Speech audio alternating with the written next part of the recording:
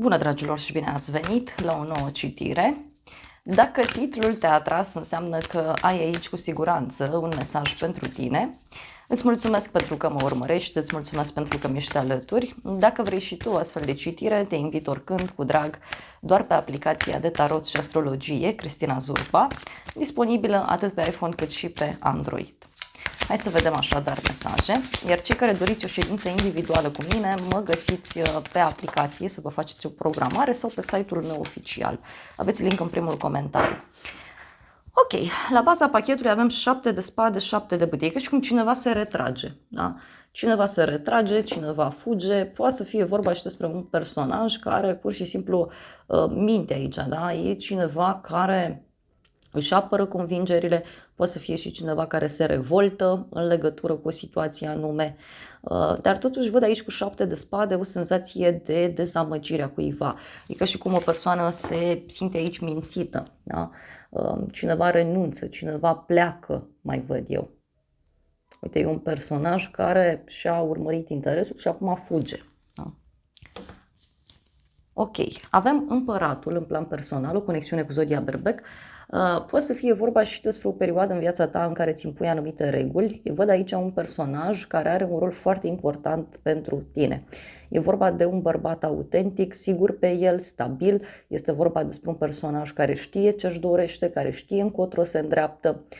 Pentru alții mai simt aici că așteptați un răspuns important, nu știu, de la o instituție, de la ceva, dar are legătură cu viața personală, simt eu să transmit.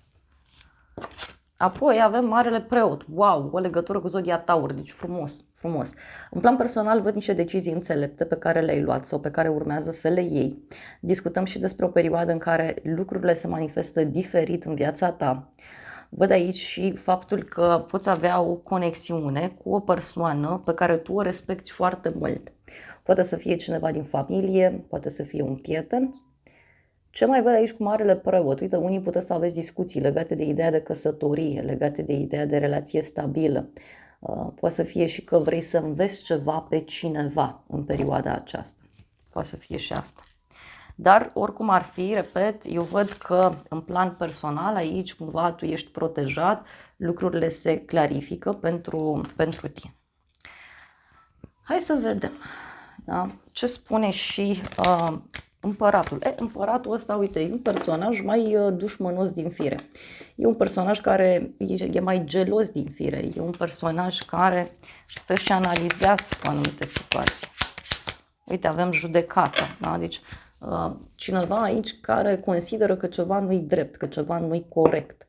Probabil din acest motiv mi-a apărut și acest 7 de spade. Deci împăratul ăsta se pare că e prea dur. Are niște reguli pe care le impune, cumva tu trebuie să le respecti, dar el nu le respectă. Cum s-ar spune. Mai poate să fie aici și o nedreptate pe care eu o văd legată de acte. Hai să vedem Marele Preot ce spune. Ok, Marele Preot, avem dorința. Cineva care își dorește aici foarte mult să se apropie de tine. Poate să fie vorba și despre o persoană care își dorește să te aibă mai aproape, poate să fie vorba și despre o persoană care îți propune dragostea, îți propune o întâlnire.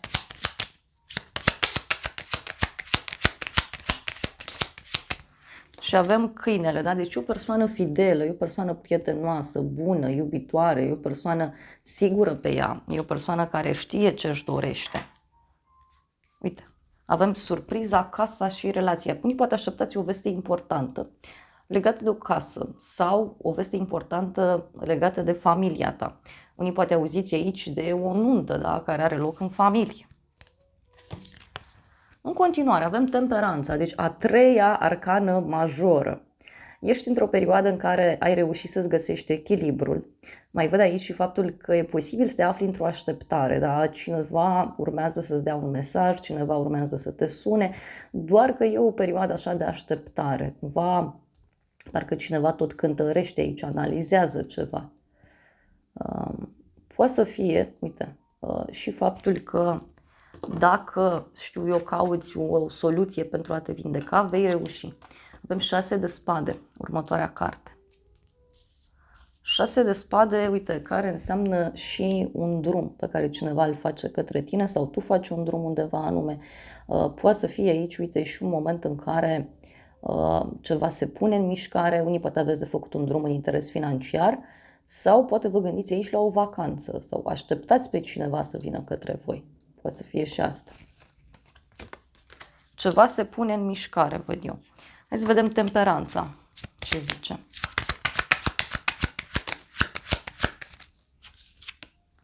Relația. Deci aici e ca și cum dai la pace cu cineva sau semnezi un contract. Colaborezi cu cineva, iarăși mai poate să fie.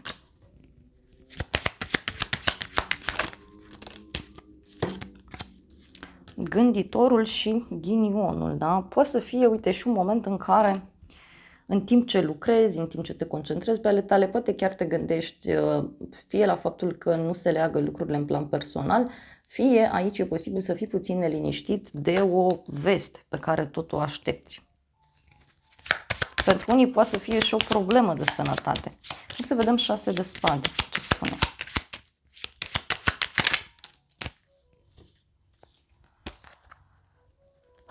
Avem așa, văduvul și mesajele.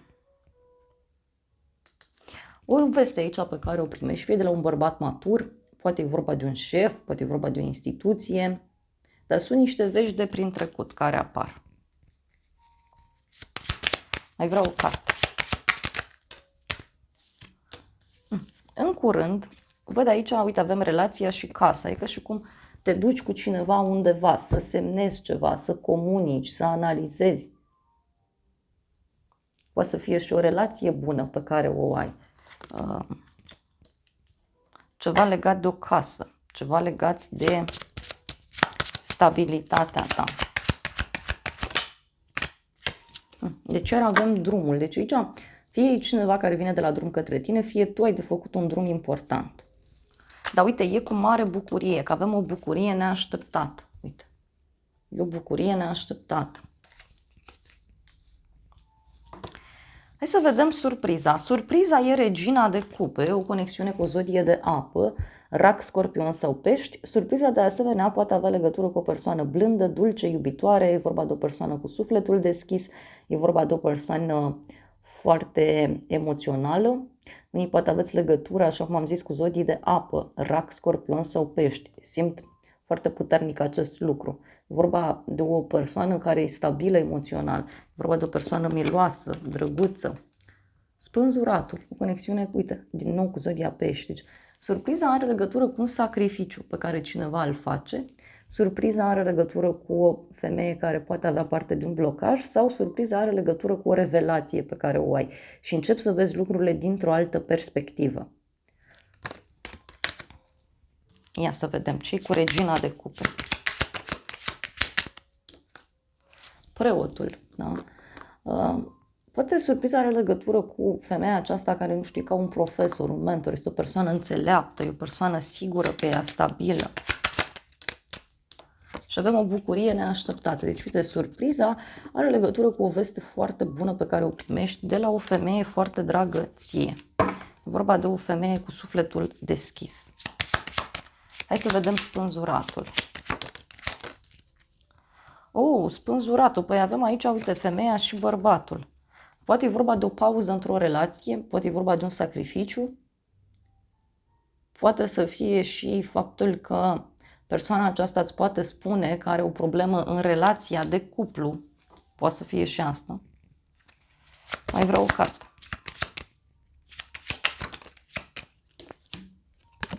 Moartea avem aici, deci e vorba de un sfârșit. Ceva se închide, ceva se finalizează. Surpriza, uite, e o veste pe care o primești de la persoana asta, cum că ceva s-a finalizat, ceva s-a încheiat. Fie o relație, fie o suferință.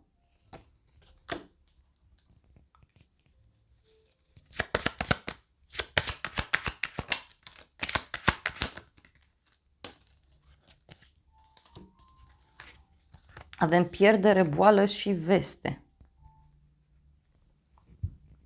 Deci poate e ceva legat și de o problemă de sănătate a cuiva. O problemă de sănătate a unei persoane din jurul tău.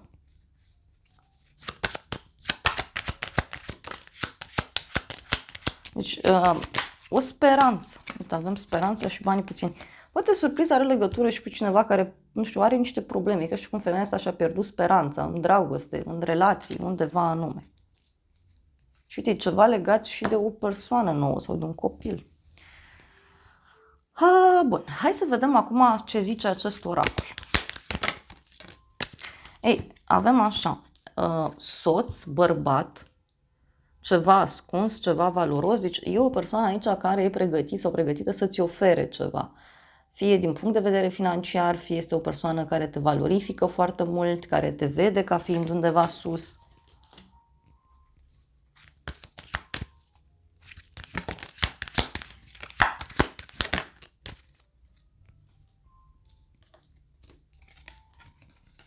Și avem triunghi, alegere, indecizie, sănătate, sarcină. Deci cineva aici în jurul tău care are de luat o hotărâre importantă.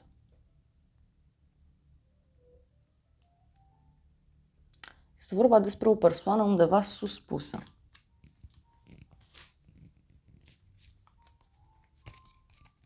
Și avem așa, stabilitate, distanță, siguranță, călătorie.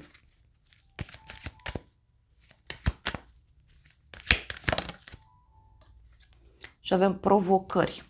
Avem munții, da? Deci e vorba de o provocare foarte puternică. Și avem un inamic. Da, poate să fie și cineva care pune piedici. Sau cineva care are niște probleme aici. Supărare, femeie, bărbat, matur.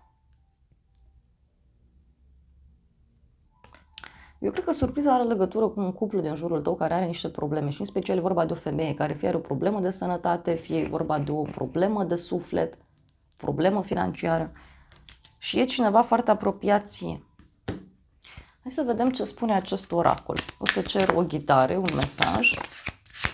De ce? Deci e o persoană care se întreabă de ce. De ce nu are pace sau de ce nu are liniște.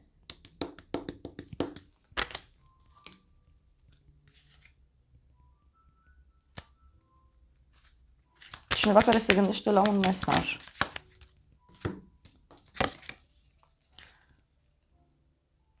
A fi corect și a respira. Uite, cineva care își dorește dreptate, cineva care își dorește să respire din nou. Cineva aici care se întreabă de ce nu e sinceritate, de ce nu e dreptate.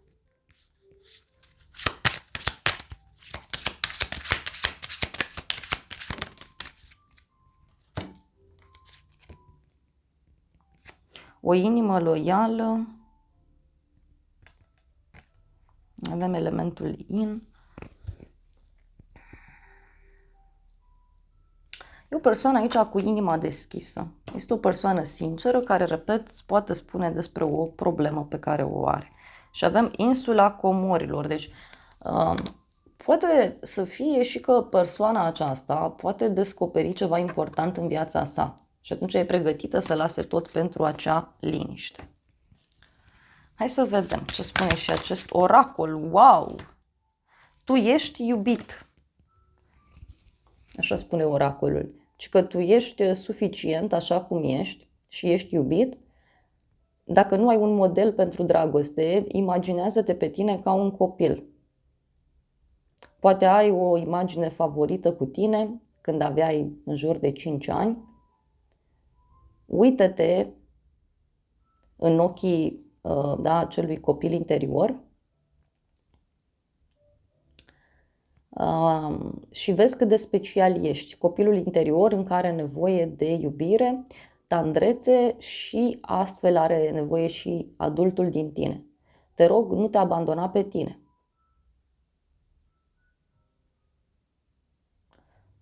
Plonjează în oceanul iubirii de sine, spune cartea asta. Da, e pe spate scrisul. Eu cred că are legătură și cu o persoană care are nevoie de iubire, ca un copil, sau poate să fie aici și o vindecare legată de ideea de copil interior. Apoi avem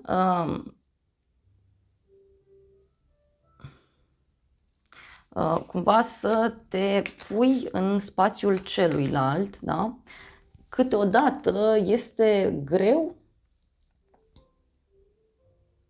nu avem suficient spațiu, suntem diferiți, este ceva timp, da, pentru a crea un spațiu autentic de conversație. E ca și cum aici sunt două lumi diferite, da? Poate ar trebui să te consulți, uite, cu un terapeut, cu un ghid. Poate ai nevoie de o comunicare mai sănătoasă.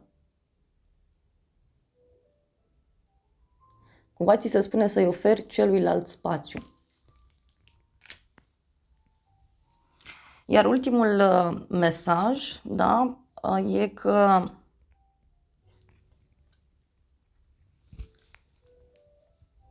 e despre alimentație, da? Și că trebuie să fii sincer, trebuie să oprești un pattern chiar acum.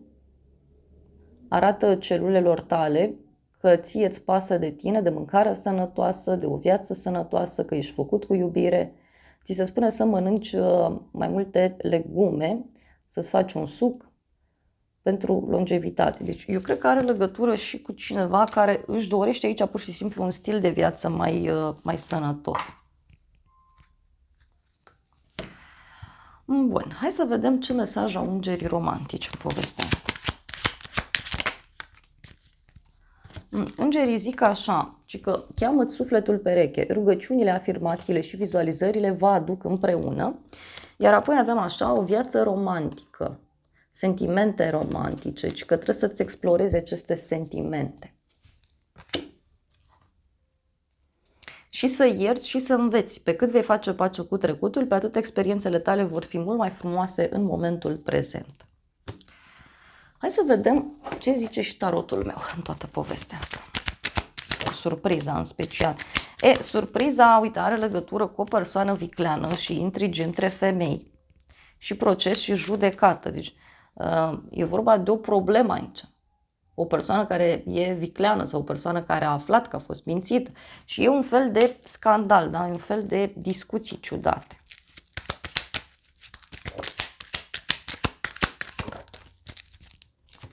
Avem cineva te dorește și dragoste sinceră. Opa.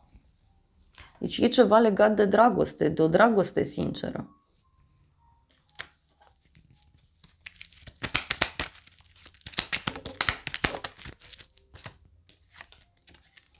Noutăți la drum lung și companie plăcută avem aici. Da? Poate e ceva legat și de o călătorie îndepărtată sau cineva care vine către tine.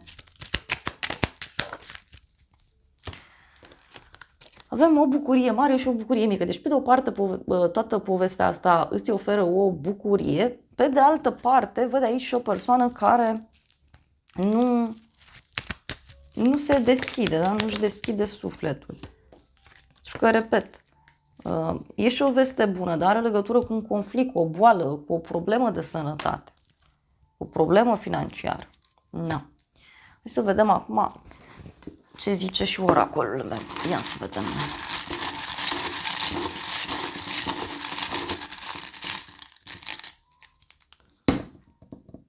Te vorbește cineva de bine luna mai, cifra 5, zodia Taur, zodia Gemeni. Avem elementul aer cu mesajul noutăți plăcute.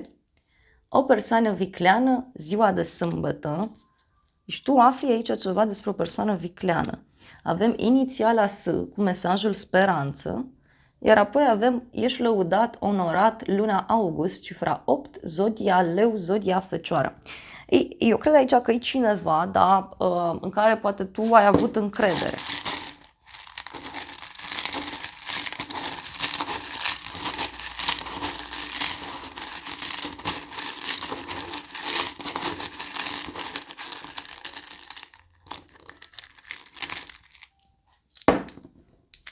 Avem elementul foc cu mesajul casă străină, Venus, iubire, și avem cifra 6, împăcare, grijă. Deci eu cred că are legătură aici și cu împăcarea cuiva.